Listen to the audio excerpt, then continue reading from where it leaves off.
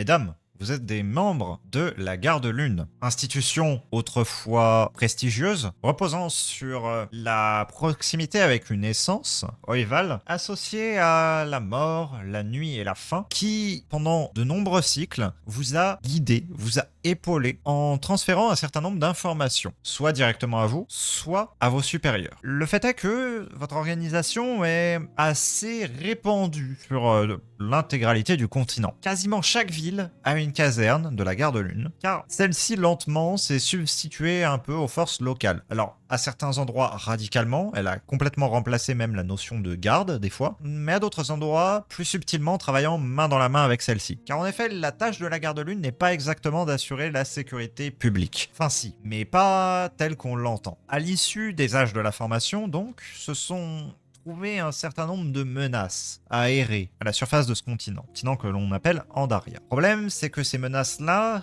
bien par un simple garde, par un simple soldat, n'étaient pas simplement envisageables d'être combattues. En revanche, par une espèce d'organisation entraînée à tuer de telles créatures et ayant la connaissance car pouvant la partager à travers l'intégralité du continent, là, il y avait peut-être une carte à jouer. Et c'est pour cela que, peu à peu, les gouvernements, les bourgs, les empires ont fait, peu à peu, confiance à votre organisation qui s'est implantée graduellement au fil des cycles, qui a pris de l'importance, qui a pris des membres, qui ont trouvé leurs racines dans des aventuriers, dans des personnes issues de milices, de gardes, bref, un ensemble hétéroclite de personnes qui se voulaient d'agir pour une forme de bien, du moins une forme de sécurité qui soit bien associée au fait de repousser vers les montagnes, vers la mort, toutes les aberrations qui bien venaient à parcourir ce monde. Le problème, me direz-vous, dans tout cela, c'est un événement majeur qui a eu lieu maintenant il y a 9 phases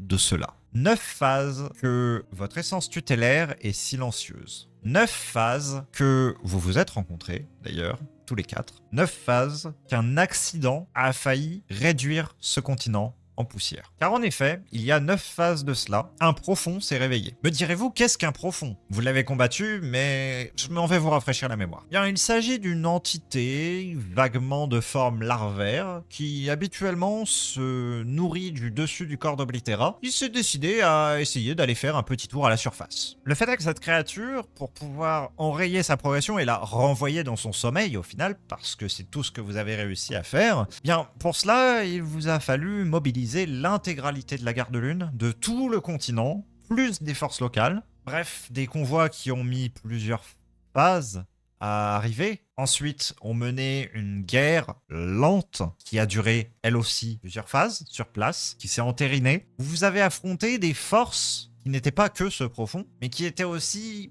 comment dirais-je, des morceaux de celui-ci, qui se sont détachés de lui, qui ont pris vie, et des humanoïdes, dirons-nous pour le moment, qui se sont un peu alliés à cela, pensant que, vraisemblablement, fallait se rallier du côté des vainqueurs.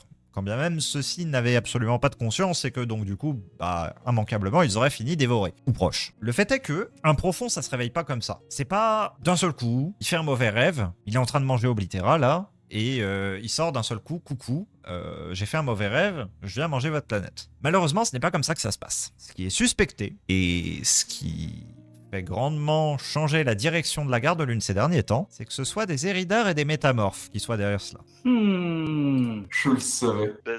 Juste basé sur quoi? Parce que j'imagine que c'est pas un truc qui est sorti de nulle part. Genre, j'imagine qu'il y a des choses qui ont fait. Effectivement, ça reste basé sur un passif qui s'est développé au cours des derniers cycles. Car au cours des derniers cycles, de plus en plus d'attaques ont eu lieu. Des attaques d'Éridars, des attaques de métamorphes envers la population locale. Des personnes qui autrefois étaient totalement intégrées à la société, qui se sont retrouvées d'un coup, d'un seul, à devenir agressifs, dangereuses, voire meurtrières.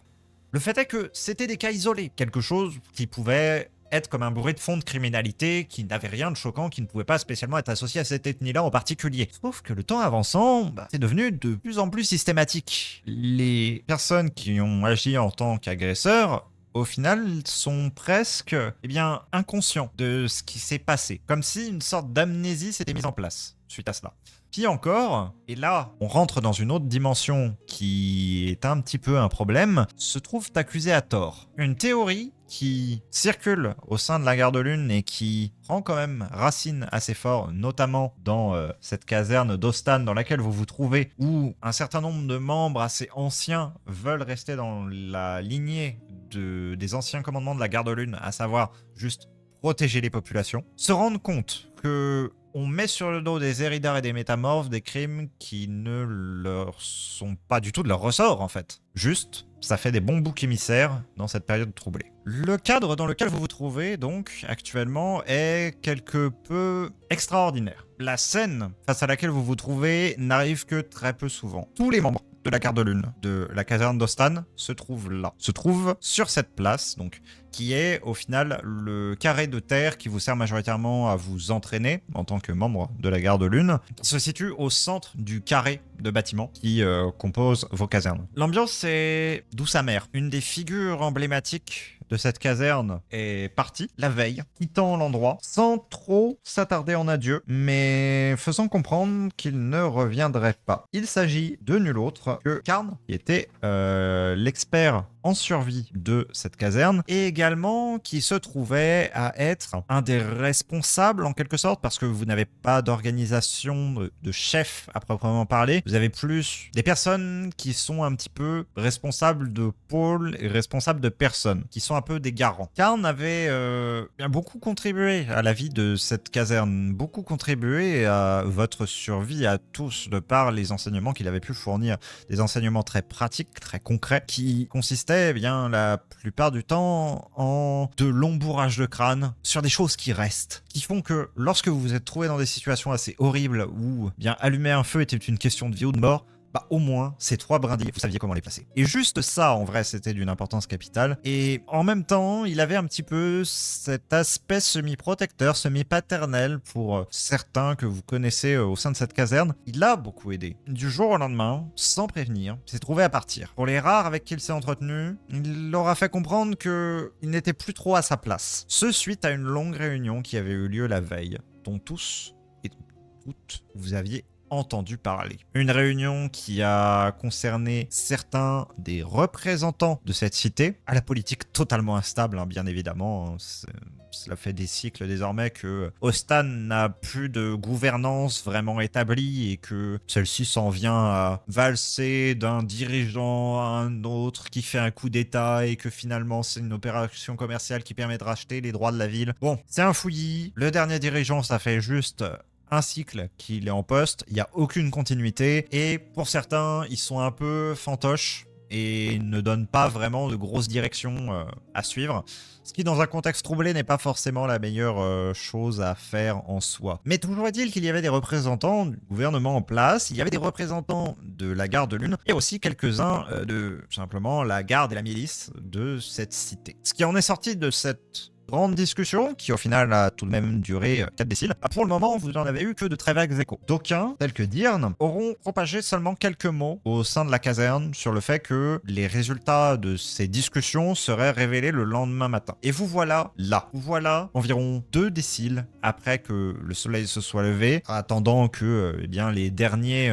s'en reviennent de leur mission respective. Tout le monde s'était accordé pour que ce moment soit possible. Il manque quelques têtes à l'appel qui se sont trouvées retardées dans leurs missions respectives, mais bon, c'est peut-être un des plus grands rassemblements que vous avez eu depuis, bien, ma foi, les 2 ou 3 derniers cycles, en dehors de cette attaque du profond qu'il a fallu enrayer tous ensemble. Rassemblement qui commence pas sous des augures extrêmement joyeuses. A été tiré, à votre assez grande surprise, au centre, une statue que peu d'entre vous auront vue. Car cette statue est originellement dans les sous-sols de cette caserne. C'est une statue qui est associée à Oival. C'est par là que de très rares personnes qui sont autorisées à le faire peuvent entrer en communication avec l'entité. Le fait est qu'une personne se tient à côté avec un marteau, une énorme masse. Dirn se tient à ses côtés, semblant visiblement indécis. Une troisième personne, que vous n'avez jamais vue au sein de cette caserne, semble un petit peu superviser les événements. Tout le monde retient son souffle. On entendrait presque les mouches voler au sein d'une caserne qui, normalement, bouillonne d'activité à ces heures, qui retentit du fracas, les forgerons de cet endroit, les cuisiniers et les entraînements, mais où là, tout le monde retient son souffle. En soi, je me souviens des mots de Dirn qui m'avait dit la veille, justement. Comme quoi, j'en saurais plus ce matin, mais pour le moment, je ne comprends toujours pas ce qui se passe. Donc, je m'interroge à ce regroupement au milieu de la caserne. Enfin, en soi, ça me ni chaud ni froid. J'attends de savoir ce qui se passe. Je patiente. Tu te trouves proche de Théorne, qui est un des rares qui n'a pas peur de ta compagnie dans ce genre de situation. Bien que des personnes avec qui tu t'es quelque peu rapproché, tout de même, au fil des missions que tu as pu partager avec elle, sont visibles non loin et l'une peut-être t'adressera un léger salut te voyant en cet endroit. Diane danse d'un pas sur l'autre, un petit peu indécis, semblant presque vouloir entamer quelque chose, mais d'un regard avec l'inconnu finalement se ravise et juste empoigne sa hache avec un peu plus de ferveur. Les articulations en blanchiraient. Je suis un peu inquiète. Enfin, genre, j'ai bien conscience que là, ce qui va se passer va être assez déterminant, que ça va être un énorme tournant pour la garde de lune. Et je suis pas sûr. Je suis pas sûr d'avoir envie de voir ce que je m'attends à voir en fait. Genre, j'ai l'impression que là, ça va faire. Je sais pas. Genre, j'aime pas ce que je vois, donc un peu tendu et très voilà, regarder fixement ce qui se passe au centre. Lart, l'autre dignitaire de la garde lune qui se trouve donc armé de ce marteau, tourne autour de la statue avec presque un sourire narquois défiant que tu ne manques pas de remarquer au moment où il croise un bref instant ton regard. De façon plutôt prévisible, une fois que la tradition a été testée par un moment où elle fonctionne pas, elle va être immédiatement remplacée. C'est regrettable, mais en même temps, c'était prévisible. Le sourire narquois, justement, l'a peut-être un peu plus mal passé quand même, parce que, enfin, même si ça fait un bon moment qu'elle répond plus, ça restait l'oracle par lequel on a reçu nos missions pendant un paquet de temps. Il faudrait lui témoigner quand même un peu de respect, même si on décide de ne plus le suivre. Mais après, foncièrement, en se retirant un petit peu de la situation, ça va pas changer grand-chose pour Lixen, hein. Elle va continuer à traquer des trucs, elle va continuer à les exécuter, et puis bah, foncièrement, hein, le soleil se lèvera bien, et tout ça, quoi. Mais c'est juste légèrement regrettable. Du coup, ça va être bah, une expression plutôt relâchée, blasée, parce que se servant de son arme comme soutien, alors qu'elle est en train de regarder avec une expression qui est pas vraiment déchiffrable, étant donné qu'il y a très littéralement un masque.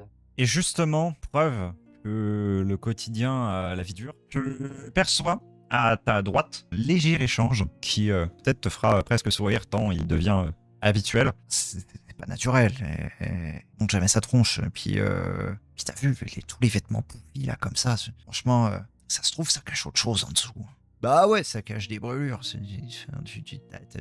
Tu l'as vu à la caserne. Enfin, arrête avec tes bêtises. Bah moi, globalement, c'est pas ma caserne, honnêtement, j'en ai rien à foutre. Et j'ai autre chose à penser. Du coup, je vais rester histoire de voir ce qui se passe, voir si je peux trouver des infos après, mais en vrai, ça me concerne pas. Dans cette assemblée qui retient son souffle, une parole qui sonnerait presque comme un cri en cet instant, tant il vient briser ce silence, se fait entendre. La place de la garde lune est amenée à changer. Pendant tous ces cycles, nous avons poursuivi les anciens rites, les anciennes lois, les anciens testaments que on nous a placés dessus. Au final, on nous a presque apposé comme une mission, comme une étiquette. Mais je vous dis aujourd'hui, ceci a désormais changé. Car oui, maintenant, qui nous guide, qui nous aide? Oival, cette essence ne répond plus. Depuis cet événement avec le profond, il y a des murmures et des frissons qui restent dans l'assistance à la simple évocation de ce nom. Depuis ces événements donc, nul message, nulle mission, nulle aide, alors que pourtant nous avons supplié, que pourtant nous avons demandé, et donc, quoi? Elle va rester muette longtemps? Nous avons des bouches à nourrir, sans contrat, sans ce troisième œil qui nous permettait tant d'avoir une longueur d'avance sur les créatures et donc de justifier notre dû aux locaux, nous n'avons plus de moyens de subsistance. Et aujourd'hui, j'ai une sinistre nouvelle à vous transmettre. Plutôt, Dirn, fais-le vu que tu en es responsable. Dirn a une profonde expression de culpabilité et de haine mélangée sur son visage. Les caisses sont vides. Car nous n'avons plus rien pour faire tourner cette caserne, que tous les frais de fonctionnement ont coûté les restes de ce que nous avions. On est au pied du mur. Et oui, vous êtes au pied du mur par, bien, l'application d'anciens décrets que vous avez jugés comme étant ceux qu'il fallait suivre, quand bien même la chose qui nous permettait de subvenir à nos besoins en nous donnant ces informations est devenue muette. Soudainement, comme cela. Peut-être parce qu'elle n'a plus besoin de nous, peut-être parce que, elle a trouvé d'autres agents utiles pour faire sa sale besogne. Que nenni. La vérité, c'est qu'elle nous a abandonnés. Et cela, j'en ai l'intime conviction. Aussi, je préfère, en ce jour, me tourner vers des personnes qui ne nous abandonneront pas. Cette cité qui, au travers de toutes les épreuves que nous avons eu à endurer, nous a toujours soutenus, financièrement comme dans nos moyens d'action. Qu'aujourd'hui, nous allons nouer des liens plus profonds avec elle. Il y a un silence, comme s'il s'attendait à ce que sa grande déclaration fasse quelconque effet d'haranguer la foule ou de... Mais pour autant, tout le monde reste pantois un peu à demander concrètement qu'est-ce que tout ce charabia veut dire. Cela fait un bout de temps tout de même que les relations avec la cité se sont tressées. Ça fait un bout de temps déjà que vous aidez de toute façon au quotidien. Donc fondamentalement, qu'est-ce que ça change en termes de vos implications, de vos travaux personnels? Semblement pas grand-chose. Vous n'en voyez pas spécialement justification, en fait, simplement à toute cette manifestation. On va devenir des fonctionnaires. Vous allez devenir des fonctionnaires. Bon, foncièrement, c'est pas si mal que ça. Hein. Oui, il y a une sécurité de l'emploi. Je vais rentrer chez moi. Le troisième individu que vous n'avez jamais rencontré, mais que vous sachez être un officiel de la cité, éclaircit la voix. Membre de la Garde Lune, je me permets de m'introduire à vous. Je suis Kera, et en cet instant, je vais devenir en quelque sorte votre nouveau commanditaire en lieu et place de cette chose désuète du passé qui, vraisemblablement, vous ignore pour le moment. Nous sommes convenus à un arrangement avec vos... Je ne sais pas comment vous les appelez, supérieurs, peut-être? Non, bref. Vous faites ce que vous voulez en interne, hein, cela ne me regarde que peu, mais on m'a demandé de faire un discours devant vous, qu'il en soit, comment dire. Notre milice et notre garde ne sont pas suffisants. C'est pas quelque chose que vous aurez échappé, hein. De toute façon, vous suppléez à leur tâche depuis bien longtemps. Mais ce que je veux dire par là, c'est que on a besoin d'une action un peu plus musclée envers, certains problèmes, dirons-nous, que l'on rencontre au sein de cette société. Et comprenez que vous allez légèrement devoir changer vos méthodes. Vous allez légèrement devoir revoir votre ligne d'exécution, dirons-nous. Étant donné que, maintenant, vous ne répondrez plus à une espèce de fantasme du passé, là, quelque peu désuet, communication ou je ne sais quoi, là, avec des vieilles pierres. Tout ça, c'est fini. Maintenant, c'est des pièces sonnantes et trébuchantes si vous accomplissez les missions qu'on vous donne. Je pense que c'est le plus clair que je puisse faire. Je sais que vous avez besoin d'argent, je sais qu'on est les seuls à pouvoir vous en fournir dans la région, donc c'est pas comme si vous aviez le choix de toute façon, hein. Je trouve détestable, mais j'ai envie de savoir de quoi il parle. Kera, donc avec un sourire légèrement satisfait, se gratte son assez longue barbe brune et reprend en quelques mots. Les ordres viendront au fur et à mesure. Vous en faites pas, nous communiquerons avec vos chefs. Il a un sourire qui est d'ailleurs rendu par l'exécuteur à la masse, mais non pas au patriarche à la hache. Il s'avère que nous avons un léger problème que vous avez déjà eu à traiter au cours de ces derniers cycles, que vous avez avec brio secondé sur tous ces plans. Vous savez, la menace que représentent ces Éridars et ces métamorphes. Serait-il temps de s'en débarrasser? Un ensemble de murmures un peu agités dans la foule. Ce que vous savez de cette garde, et ce pour tout de même y avoir été pendant de longs moments et avoir partagé des missions avec plusieurs de leurs membres, c'est que c'est une question qui divise tout de même pas mal. Certains restaient dans la lignée de Dirn et également de Karn, qui étaient beaucoup plus modérés sur cette question et qui n'étaient plus qu'à agir si vraiment il y avait réellement un meurtre qui avait été commis, des preuves qui avaient été avancées effectivement, qui étaient réticents à l'idée de faire dériver la ligne de la Garde Lune hors de ce qu'elle était initialement, une institution libre qui ne dépendait que d'Oival et qui ne recevait ses contrats que par cette porte. Et de l'autre côté, une partie plus pragmatique, plus brutale, plus amère de la Garde-Lune, qui elle, un peu moins scrupuleuse. À partir du moment où il y avait trace que quelque chose avait eu lieu, même si ce n'est que des soupçons, eh bien acte derrière était posé. Ce qui a mené à beaucoup de tensions dernièrement. Tensions qui ont culminé et des tensions qui se cristallisent maintenant dans le coup de masse qui est donné par Lart dans la statue. Dirn se précipite devant lui pour retenir le marteau et empêcher un second coup. Lart a une voix acide, amère au moment où il reprend Dirn. Arrête si tu ne veux pas perdre plus que ton poste. Tout le monde piétine, s'impatiente, hésite à agir. Je pose la question, je vais dire ça haut et fort à Kera, je vais juste poser la question. Comment voulez-vous qu'on gère le problème des Eridar? Excellente question. Merci beaucoup de l'avoir posée. Ça permettra de partir tous sur des bases communes. Pendant ce temps-là, Lart a toujours le marteau qui est tenu par Dirn. Les deux sont dans une intense confrontation, tandis que Kera continue son monologue. Un Eridar en vie pose des problèmes. Un Eridar mort n'en pose plus. Il est de même pour les métamorphes. Si jamais il s'avérait que, bien, soit ils s'enfuient de par eux-mêmes et qu'ils aillent vivre dans les montagnes, ou que, bien, ils disparaissent tout court, somme toute, Dites les choses clairement. vos méthodes, vos moyens, vos mots. Moi, ce que je veux, c'est juste plus d'Eridar, plus de métamorphes sur ce sol lorsque le prochain ennemi viendra. Vous donnez ouvertement l'autorisation à la Garde-Lune d'exécuter sans sommation ces personnes. Les moyens que vous souhaiterez utiliser seront les vôtres. Nous ne poursuivrons pas.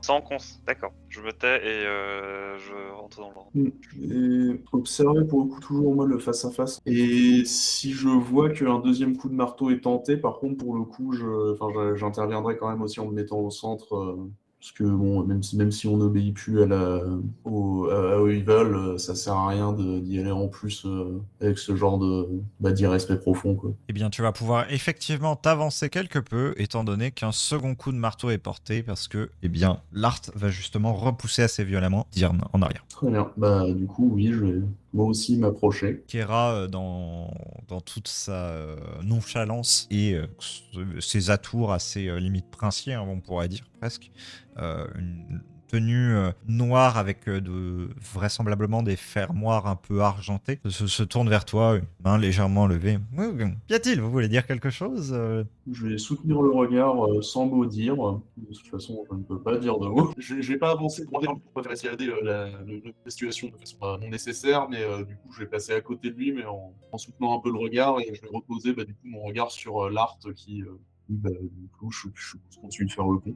Lart porte un troisième coup. La structure commence à fendiller. Il n'y a personne d'autre qui intervient pour ça? Je vais aussi un petit peu avancer, peut-être pas autant, mais aussi un peu me rapprocher. Je suis pas tout à fait pour Lart en espérant que ça débloque un peu, d'autres gens aussi. tourne vers toi, Ixen. Quoi? Encore quelqu'un qui veut intervenir? Je le fixais, mais vraiment en posant les pieds bien large et en lui faisant bien comprendre que oui, ça ne plaît pas. Il y aura peut-être des conséquences s'il porte le prochain coup. Lart s'apprête à porter un quatrième coup avec visiblement te négligeant quasiment. Toutefois, une main s'en vient l'interrompre. Une main qui ne vient de nul autre que Kera. T'as pas vu sa tête?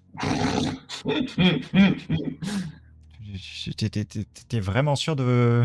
On va pas rester avec ce vieux symbole là, foutu en plein milieu de la cour, qui nous sert plus à rien, et dans ce cas-là, au moins, ce sera clair pour ceux qui resteront que désormais, les vieux symboles ne nous relient plus à ce que la Garde-Lune était. Dirn semble assez indécis sur la marche à suivre. Il vient se placer devant toi, Lixen. Lixen, je te remercie d'intervenir, mais je pense que c'est mieux si on reste en dehors de ça. Je fais ce que tu veux, je te soutiendrai. Pour toi comme pour moi, je pense que c'est mieux si les choses suivent leur cours. Je vais, logiquement, je me fixais pendant qu'il me dit ça. Je vais me retourner vers Lart. Je vais lancer un regard à la statue qui, du coup, doit être assez dangereusement fissurée. Je vais à nouveau me retourner vers Lart et je vais simplement faire un salut militaire très sarcastique avant de retourner dans les rangs. Te rend un salut très crispé. Crispation qu'il va transmettre sur le marteau, qui, en un dernier arc, vient fracturer la structure, s'effondre au sol, et dont départ débris vont jusqu'au pied de Dirn. Et pendant que je suis sur mon chemin du retour, je vais juste lancer un regard, je vais simplement me tourner la tête et regarder un petit peu toute l'assemblée en attardant un peu le regard sur certains visages pour déjà voir comment eux ils réagissent et puis c'est marrant de mettre la pression. Il y a des visages fortement hostile à ce qui vient de se passer. Très fortement hostile. Ce serait sur le point d'exploser que cela ne te choquerait pas.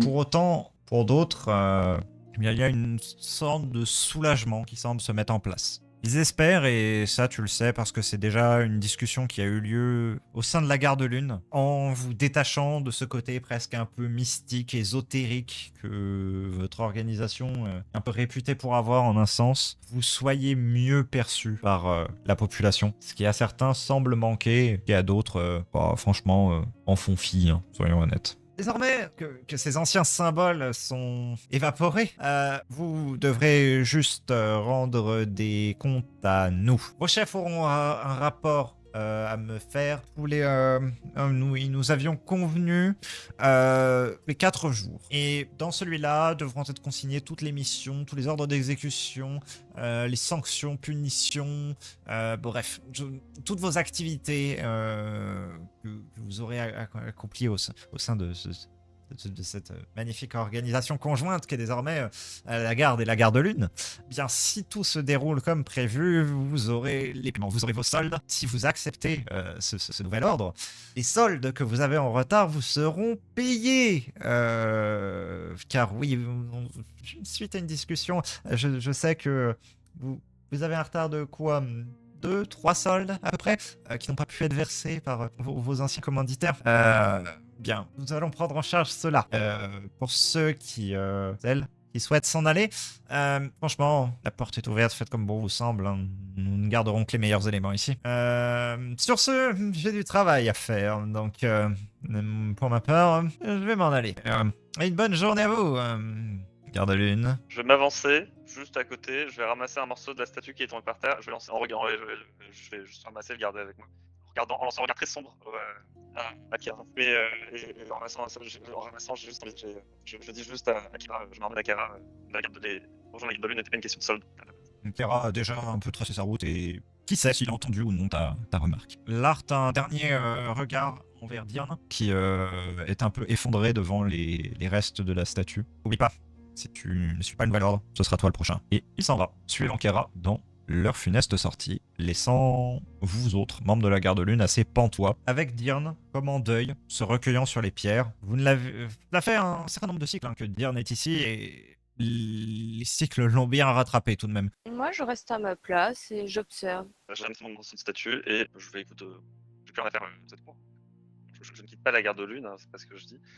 La réunion est finie, j'ai vu ce qu'il y avait à voir et du coup je me tire. Moi aussi, du coup, je ramasse un fragment de la statue. Si j'ai un peu de fixation, ce que je vais faire, c'est que je vais attacher le fragment sur la fibule de ma cape, de façon à ce qu'il soit genre visible en fait. Et ensuite, une fois que ce sera fait, je vais tout simplement retourner aux archives et à la bibliothèque parce que on a beau se retrouver sous la tutelle de nos blancs, maintenant le travail change pas et il faut toujours se renseigner sur ce qu'on va gester. Je vais traverser la cour, parce que en gros, ce qui s'est passé, j'en ai à peu près rien à foutre. Et je vais aller essayer de trouver des renseignements justement sur ma proie. Vous vous dispersez pour vaquer chacun à vos occupations. La routine va être quelque chose de difficile à reprendre, mais pour autant, cela est nécessaire. Vous vous trouvez à être dans l'attente un peu générale d'une sorte de mission qui vous serait confiée parce que, eh bien, pour le moment, même si on vous a donné les grandes lignes directrices, on ne vous a pas dit exactement ce qu'il fallait exécuter. Le fait est que ceci ne tarde pas tant. À peine quelques déciles après tout ce discours et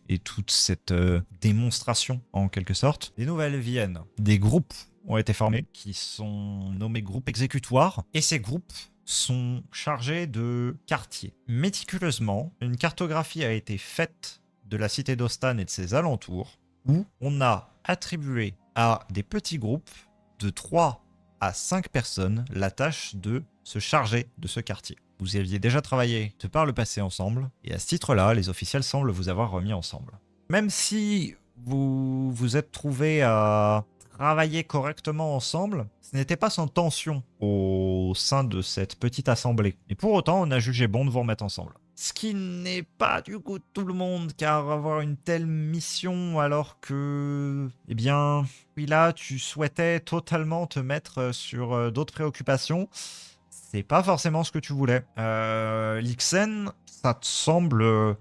même si D'habitude, c'est oui, les ordres et puis bon, le reste, somme toute, voilà. Là, ça te semble quand même un peu un angle très brutal. Et là, tu te prends quand même à te poser la question de te dire, mais mince, ce que je fais d'habitude et pour lequel j'ai des reproches, là, on me demande de le faire. Et Vlaeris, tu oscilles entre perplexité et désintérêt complet, étant donné que tout ce pourquoi, à l'origine, tu t'étais engagé, n'est plus trop dans l'ordre de mission que vous avez. Je pense que concrètement, aucune émotion ne transparaît. Je vais patrouiller. Afin de tout de même essayer de vous coordonner quelque peu, vous allez avoir l'occasion de vous retrouver dans une des pièces de la Gare de Lune pour échanger sur la marche à suivre et essayer de décrypter un peu ce contrat que l'on vous a donné. Le quartier que l'on vous a assigné est un des quartiers les plus dangereux, s'il en est, d'Ostan.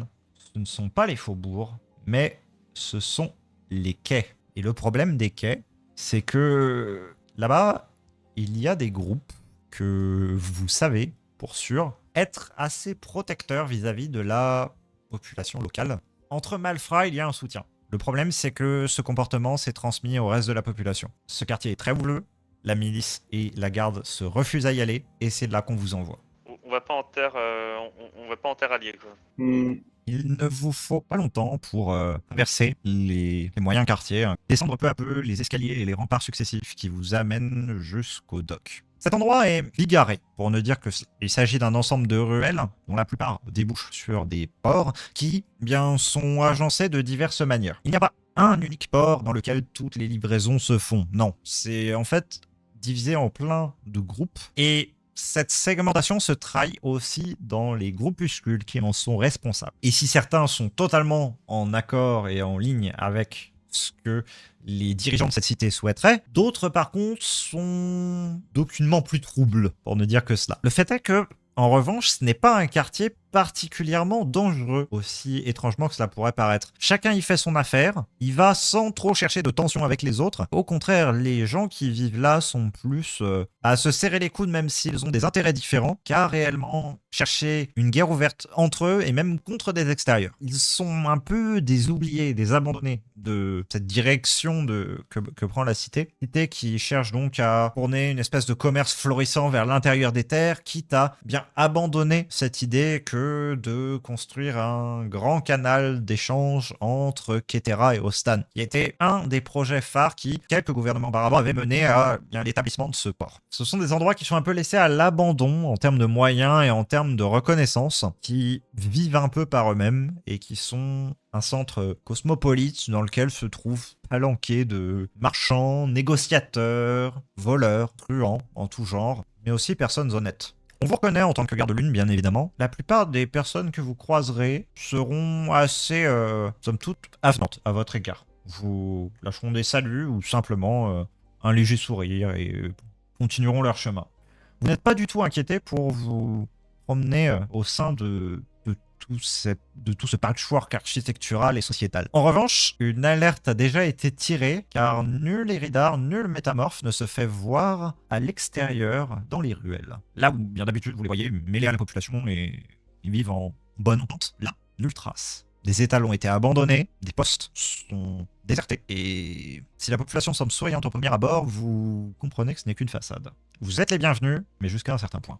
Déjà, ça va être tendu de se baser sur la coopération de la population, puisque de toute façon, ils vont clairement préférer défendre les métamorphes et les Eridar. Donc, les deux choix qu'on a, c'est soit de se passer de la coopération de la population au risque d'aggraver complètement les relations avec et d'avoir à casser beaucoup de gueule, soit d'essayer de les monter contre ceux qui protègent, donc avec des campagnes de peur, ce genre de choses. Moi, je vais aller, moi, je vais demander à des passants s'ils n'ont pas vu justement des métamorphes dans le coin parce que la garde les cherche. Tu interpelleras un Néadine, cheveux mi-longs, avec bien une assez franche cicatrice qui lui barre le visage et qui se poursuit jusqu'au niveau de son nez qui a vraisemblablement été arraché, qui te regarde d'un œil légèrement douteux. Bah, pourquoi cette question?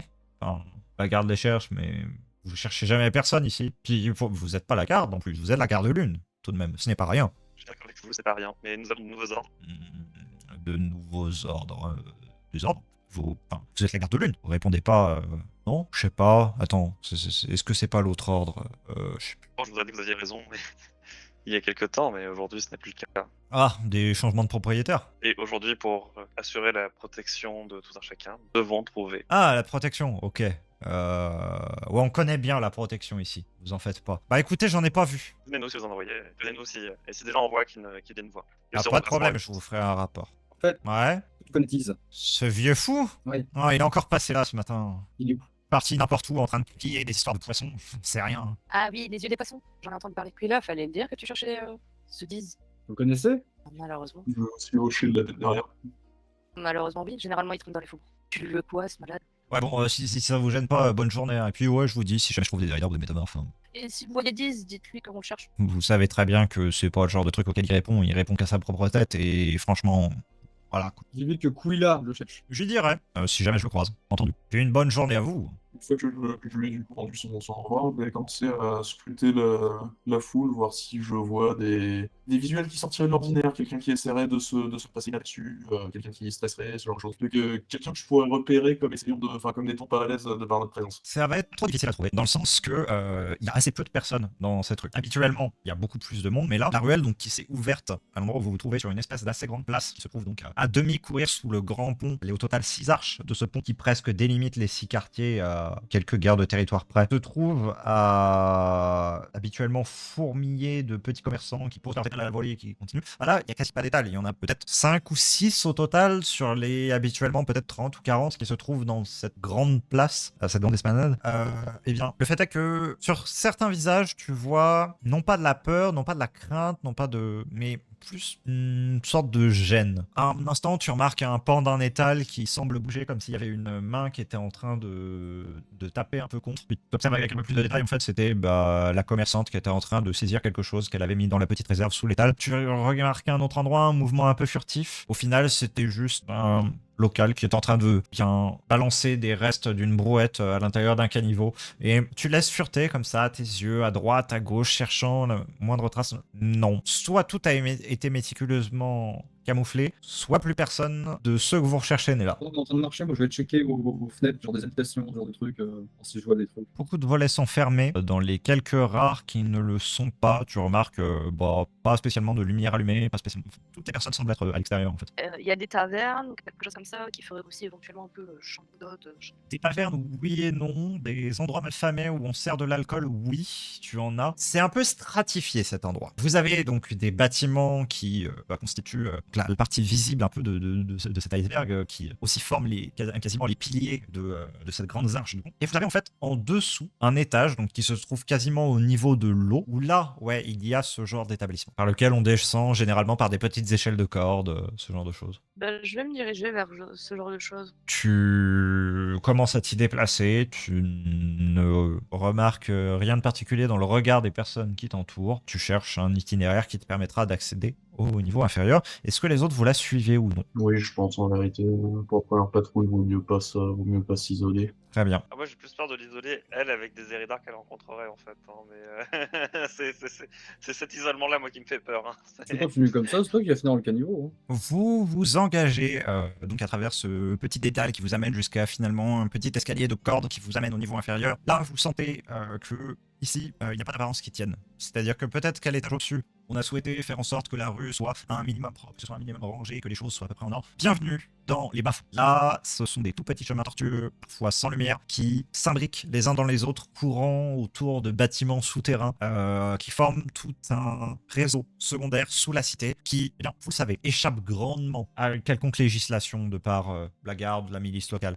Un endroit de non-droit qui suit ses propres règles et dans lequel on vous regarde avec des visages un peu plus insistants, un peu plus méfiants. Donc les gens se détournent rapidement de vous lorsque vous vous approchez, ne serait-ce qu'à une 60aine de pas. On esquive votre route sans toutefois entraver votre progression d'une quelconque manière, mais vous voyez que là, la population est beaucoup plus méfiante. Au bout de peut-être 3 à 4 minutes de pérégrination dans cet environnement chaotique, vous arrivez jusqu'à la porte d'un lieu vraisemblablement malfamé, une sorte de vague auberge qui arbore fièrement un écriteau tellement délavé par le temps et tellement peu entretenu que tout ce que l'on peut y voir, ce sont d'immenses plaques de mousse et de moisissure qui forment désormais la triste enseigne de cet établissement, dont la porte s'ouvre en un grincement assez répugnant, presque aquatique, sur un ensemble de tablés où des marins, travailleurs hagards sont abattus sur leur verre ou leur pitance, et où